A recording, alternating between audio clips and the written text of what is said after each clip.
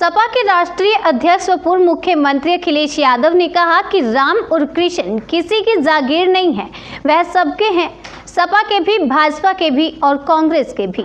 वह परिवार समेत रामलला का दर्शन करेंगे। उन्होंने कहा कि भाजपा सरकार ने किसानों की आय दोगुनी करने की बात कही थी, लेकिन कृषि कानून में संशोधन कर एमएसपी को खत्म कर दिया।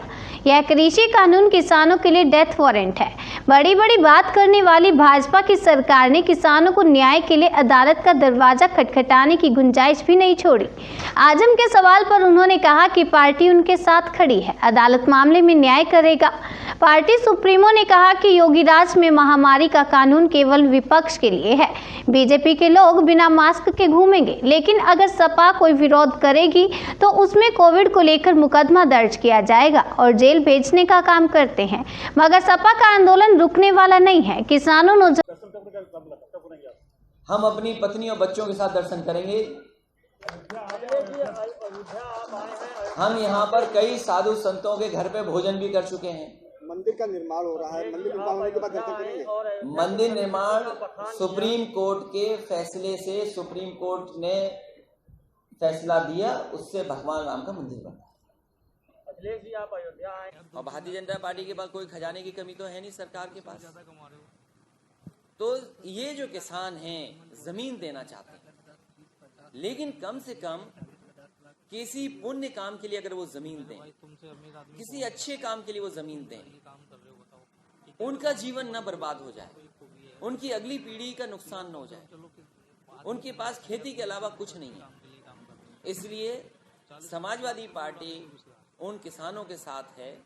उन किसानों का सर्किल रेट बढ़ा करके 6 गुना उन्हें पैसा मिलना चाहिए, मुआवजा देना चाहिए। ये समाजवादी पार्टी की मांग है, क्योंकि एक बहुत अच्छे कार्य के लिए एक बहुत बताओ पुलिस को कैसा बना दिया।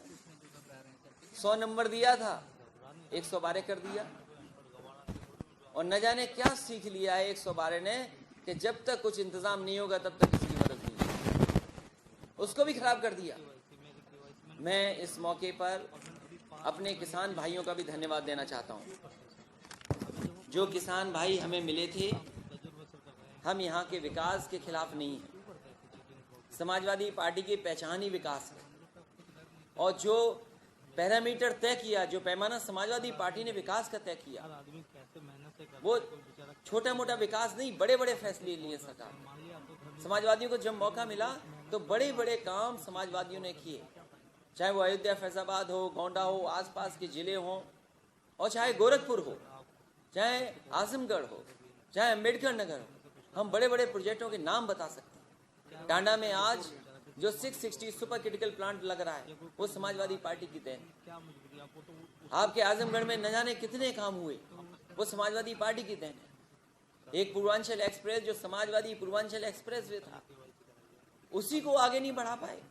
समाजवादी पार्टी ने तो 21 महीने में बना करके तैयार कर दिया था।